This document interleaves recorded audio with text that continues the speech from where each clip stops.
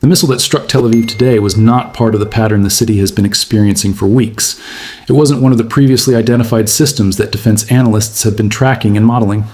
This was something else, something introduced at a very specific moment after a prolonged period of pressure when the defensive systems protecting the city were already stretched, already tested, already worn down. This was the Haj Qassem, a missile named after Qassem Soleimani, the former commander of Iran's Quds Force, who was killed in a U.S. drone strike near Baghdad International Airport in January 2020. The naming of this weapon is not just symbolic. It reflects intent, timing, and strategic messaging that extends beyond the battlefield. What happened in Tel Aviv this morning is not just another strike in an ongoing conflict. It represents a shift.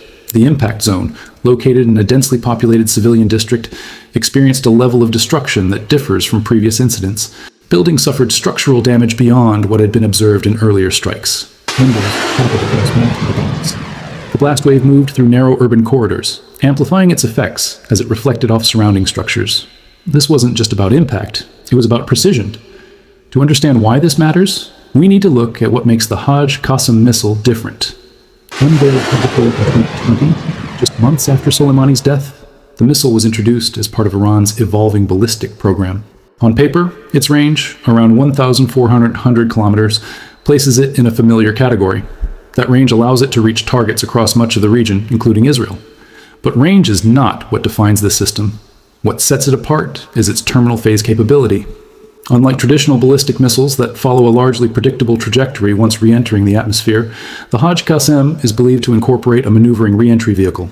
This means that in the final stage of its flight, it can adjust its path, making interception significantly more difficult. More importantly, reports suggest it may include a form of terminal guidance, a system that allows it to identify and adjust toward a specific target during the last moments before impact. That distinction is critical. A missile that simply follows a programmed path can be tracked, modeled, and potentially intercepted based on predicted movement. But a missile that can react in real time, one that can adjust based on its surroundings, introduces a different level of complexity for any defense system. And that brings us to what happened over Tel Aviv. For weeks, the city has been under intermittent missile threat. Defense systems have been activated repeatedly. Interceptor usage has been high. Systems designed to protect against incoming threats have been operating continuously, placing strain not just on hardware, but on logistics and supply chains. Interceptors are not unlimited. Production takes time. Deployment requires coordination. And when usage rates exceed replenishment rates, gaps begin to appear. Those gaps matter. Because a missile like the Haj Qassem is not just designed to travel long distances, it is designed to exploit those gaps. The timing of its use is not random. Deploying such a system early in a conflict would risk exposing its capabilities before conditions were optimal. But deploying it after weeks of sustained pressure, after defensive systems have been tested repeatedly, creates a different scenario. A scenario where interception becomes less certain, and today that uncertainty became visible. The missile reached its target. That alone is significant. But the location of the strike adds another layer. The impacted area was not a military installation. It was not a known strategic facility. It was a civilian space, an area associated with daily life, commerce, and routine activity. That choice carries a message, not necessarily about military objectives, but about reach, precision, and psychological impact. Because when a system demonstrates that it can bypass defenses and strike a central urban location, the implications extend beyond immediate damage.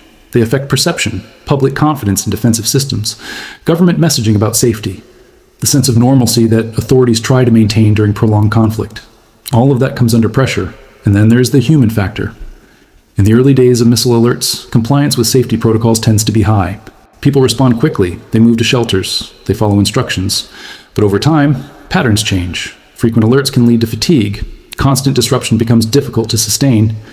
People begin to take calculated risks, delaying movement, resuming activities sooner, trying to maintain some sense of routine. That behavioral shift is not unusual, but it becomes dangerous when combined with a more precise and harder to intercept threat. Because timing matters, a missile that arrives faster or behaves unpredictably in its final phase reduces the window for response, and that is where the risk increases. From a strategic perspective, the use of the Haj Qassem missile also sends a signal beyond the immediate battlefield. It connects directly to the legacy of Qassem Soleimani. Soleimani was not just a military figure. He played a central role in shaping Iran's regional strategy, developing networks, coordinating alliances, and extending influence across multiple countries. His death was seen by many as a major turning point, a moment intended to weaken Iran's operational reach. The development and eventual use of a missile bearing his name suggests a different narrative, one where the response is not immediate, but delayed, not symbolic, but functional. A system designed not just to exist, but to be used at a specific moment, under specific conditions, to achieve a specific effect, and today may represent that moment. At the same time, this development raises questions about defensive capabilities. Systems like Arrow and David's Sling are designed to intercept a range of threats. They rely on radar tracking, predictive modeling, and rapid response interceptors. But those systems are optimized for certain types of trajectories. When a missile behaves unpredictably in its final phase, the interception challenge increases, because interception is not just about speed, it's about prediction. And if prediction becomes unreliable, success rates can drop. That doesn't mean defenses are ineffective, but it does mean they face new challenges, challenges that require adaptation. From a broader conflict perspective, this introduces a new phase. If one missile can reach a central urban target with this level of precision, the question becomes, what else is within reach? Critical infrastructure, military facilities, command centers, all potential targets, and all now part of a recalculated threat environment. For decision makers, this changes the equation, because planning is based on capability, and when capability evolves, planning must evolve with it. The introduction of a more advanced missile system doesn't just affect immediate defense, it affects future strategy. Escalation dynamics, response options, risk assessments, all of these factors are influenced by what has just been demonstrated. And then there is the international dimension. Events like this are not observed in isolation. They are analyzed, interpreted, and integrated into broader geopolitical calculations. Allies reassess support, adversaries reassess deterrence, neutral actors reassess positioning, because capability demonstration is one of the clearest forms of communication in modern conflict.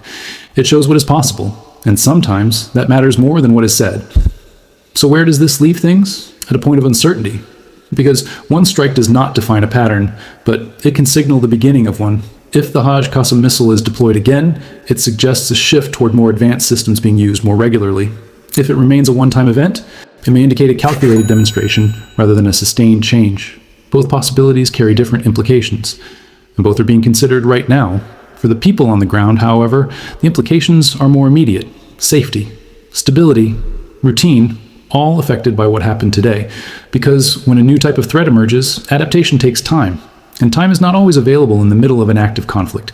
So the key question moving forward is not just what this missile is capable of, it's how often it will be used, and against what targets. Yes! Because that will determine whether today was an exception or the start of something new.